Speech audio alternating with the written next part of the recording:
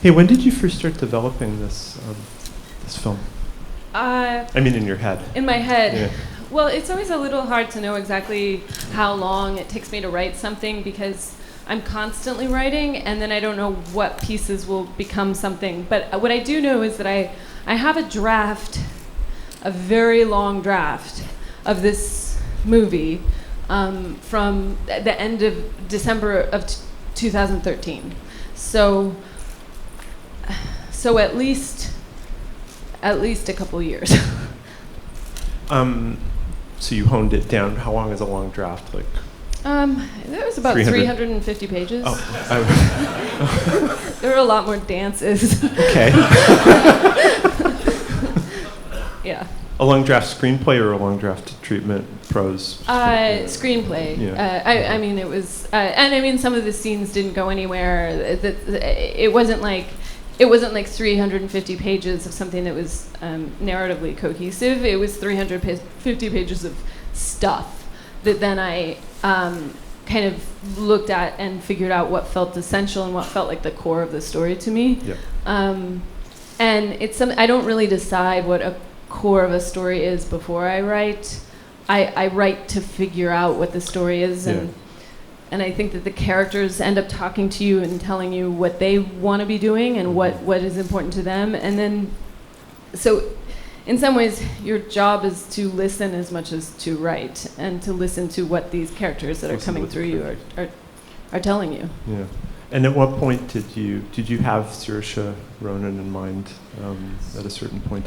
Well, I never had her in. I didn't have her in mind while I was writing, but in 2015, I met her actually at the Toronto Film Festival. She had read the script and she really responded to it. And I was going to be there with Maggie's Plan, and she was going to be there with Brooklyn.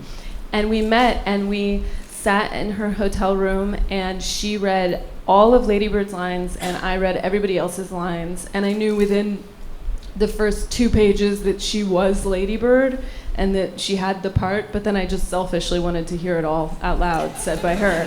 And yeah, she was, she's such an incredible actress. I really can't say enough about her. But she there was something about the way she did it. It was instantly different than how I had heard it in my head, and so much better, so much more unique and specific to her. And she has a quality of being always emotionally at a 10, which made it that much funnier because it was all out of a place of sincerity. She never played the joke with quotes around it. She always played it from the inside, and it made everything vivid in a way that I had always hoped for, but you just never know that you're going to find the exact person who's going to be able to capture that, and she just instantly did. Let's go to questions from the audience.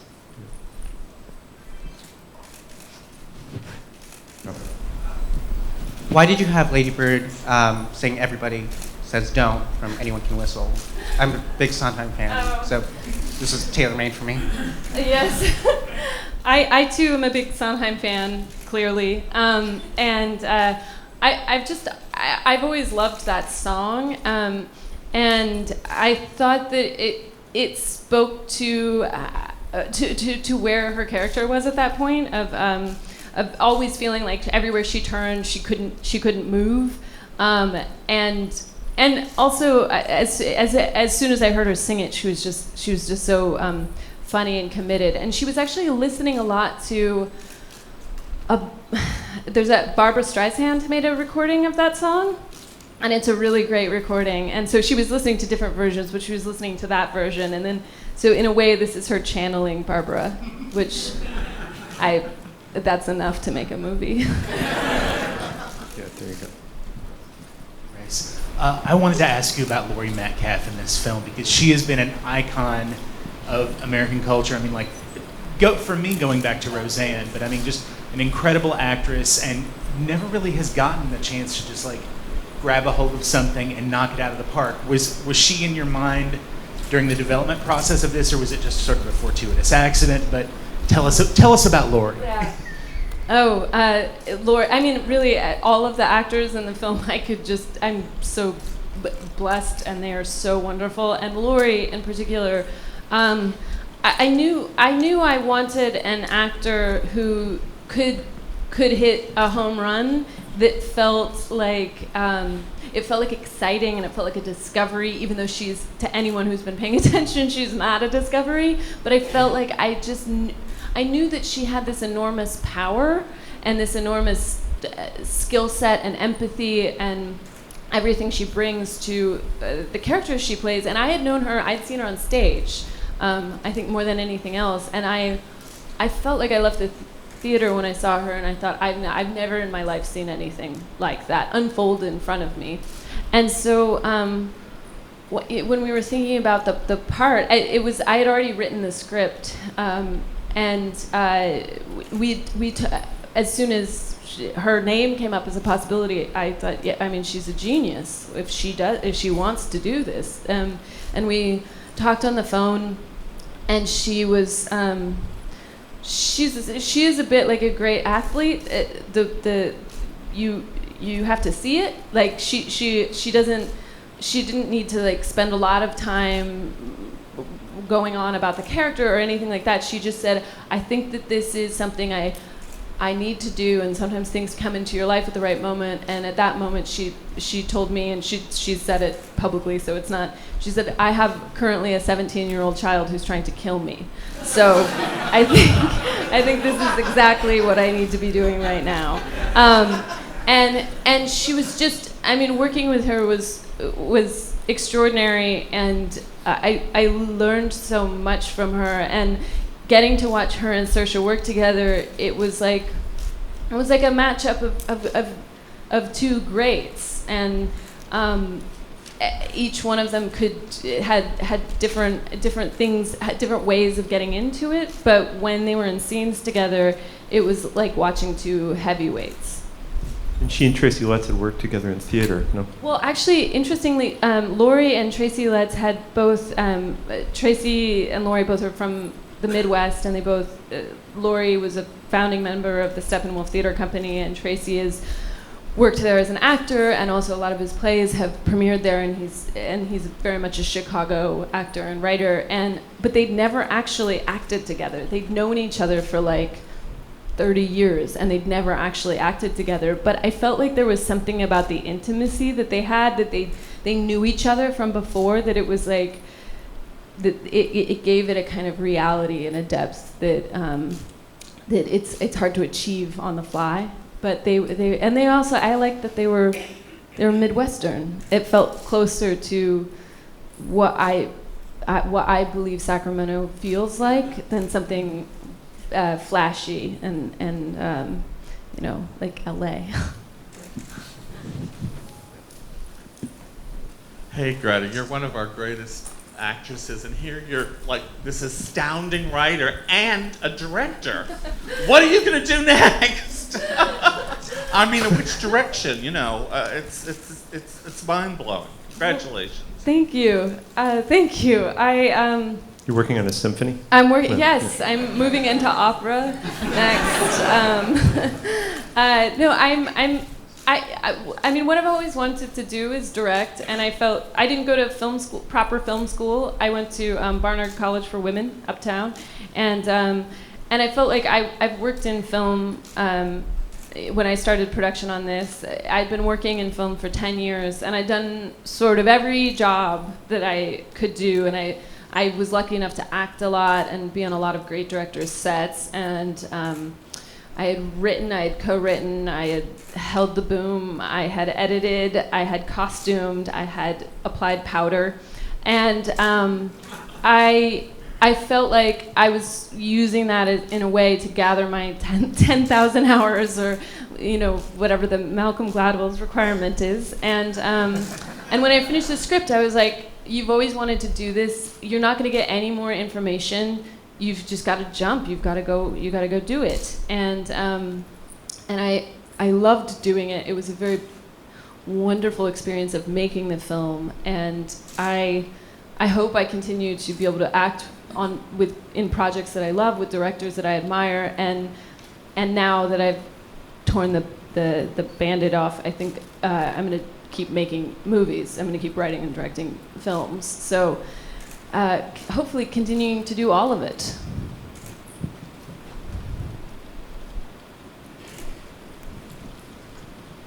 Hey Greta, you are a wonderful actress as well. So just tagging on the previous question, as a writer and director on this, how was the temptation to, take the part or put yourself in, and your process of working with actors as an actor yourself? Well, I never imagined myself in this film. I always there wasn't a part for me, and also I really very much wanted to be on the other side of it. I wanted to be. It sounds absurd to say just a director, but I wanted to not. I wanted to not act in this, but I do feel that working as an actor for so many reasons is such good training for directing. One of which is that most directors only ever are on their own sets. They don't actually know how anyone else does it. And I've been on a lot of sets, and I've seen a lot of different ways of working and a lot of different ways of relating to actors and crew, and I've sort of seen what works and what doesn't work. And I took all these ideas that I'd been gathering over the years, and they could be as little as things like having your crew wear name tags every day, which sounds small, but actors actually, if you switch out, a camera operator, they don't know who the new person is, and because you've talked to them, but they don't know. And it's like that. I stole that from Mike Mills on 20th Century Women, and so I felt like that was helpful. And then my greatest joy is working with actors and watching them bring life to these things that I've put on the page that are essentially dead until they bring their spirit and their artistry to it. So I adore them, and I think they know that, and I have a lot of empathy for what I'm asking of them because I've been there, and it's hard. It's hard, and I try to bring sensitivity to it. Hi, thanks, Greta. I was wondering if you could speak to some of the autobiographical nature of the movie, and just if there was anything from the coming-of-age experience that you wanted to capture in this that maybe you felt like you hadn't seen before in other films. Well, and nothing in the movie literally happened in my life, but it has a core of truth that resonates with what I know. I think that I really wanted to make a movie that was a reflection on home and what does home mean and how does leaving home define what it is for you and your love for it. And I felt like, it was a love letter to Sacramento, and I felt like what better way to make a love letter than through somebody who wants to get out and then realize that they loved it. And it felt like it was a movie that was framed around you follow this family and this world and this people, and in a way it's secretly the mother's movie as much as it is Lady Bird's movie, and that was the core relationship. And I felt like I wanted that catch where you realize, oh no, this is a love letter to the place, and it's also the mother's story. And I think that was the thing that I wanted, that kind of like reversal to happen, because I think that's the truth of somebody's coming of age is somebody else's letting go, and I was just as interested in the letting go as I was of the young people's stories. Yeah, really, the other night, Michael Shannon was here with another film, and he was talking about growing up in Kentucky. He said, yeah, I really love Kentucky, and I really don't love Kentucky. And so it's both at the same time in Lady Bird, I think. Greta, your film is also about class in a very interesting way that you don't see that often in American films. Can you talk a little bit about that, please? Sure. Well, I think that, I think we're class is a very difficult thing in America. I think, one of my favorite filmmakers is Mike Leigh, and he's British, and I think in the British class system is very clear of who's where. And I think in America it's something like 95% of people describe themselves as being middle class, and that's people who fall in the end of the poverty spectrum and also at the very top. That I'm very uncomfortable with class and how that works, but I think it's something that it's an invisible force that shapes a lot of people's lives, and I've always thought of it as kind of that it's something that life is not fair, and resources are not divided fairly, either in talents or in economics. And I think it's something that I think one thing that I wanted to explore is, Lady Bird's always looking up at other people, at people she thinks have more and have it all together. And meanwhile, those people are looking up at other people, and she also doesn't see how much she has, because in a culture of more, and I always need to get to the next level, that there's no way that you can appreciate what you have. And I think, it's not explicitly stated, but I would guess that her best friend Julie looks up to her and thinks, well, she's got it. It's perfect. She's got a house, got 2 parents, she's okay. And and I think that it's that disease that of always looking up and never being where you are, combined with the way these things are very real and they're very untalked about. It's something I wanted to explore and have a reality to. Has your family seen the movie? Yes. My parents came with me to Telluride Film Festival. I'd shown them the movie before, and then they were very kind and very wonderful, and they showed up and they supported me. And my mother just called me and said, "I just want to tell you I love you. I know you're very busy." And I said, I am, but I love you. So no, they were very touched.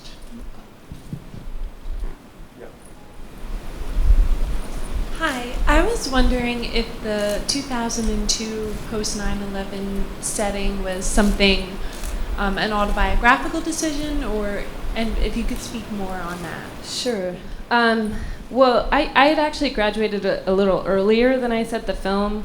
I did want it to be in a post 9/11 world at the beginning of when we were starting our invasion into Iraq, and while the Afghanistan war was already going, because I felt like this huge thing happened, and then we were ushered into a new age of global politics almost instantly. Everything was shifting, and we knew it was shifting, but it was also in a way invisible. I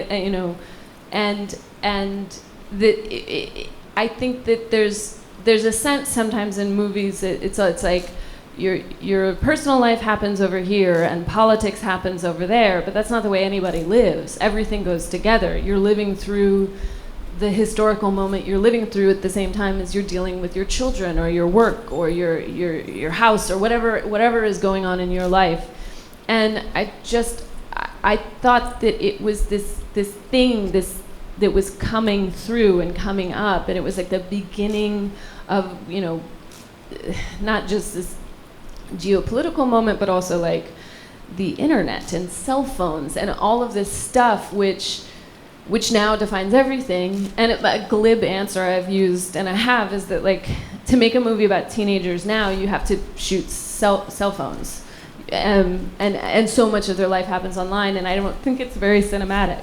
And it felt like this, in a weird way, was kind of like the last generation you could make a film about without doing that. Without showing shots of computer screens and cell phones. And like the made-up Facebook that's not Facebook. Right. But yeah, I hate, or like the Google that's like, giggle. And you're like, I know that's not real. We have to wrap it up, but thanks everybody, and thanks Greta. Oh, thank you. Great. Thank you.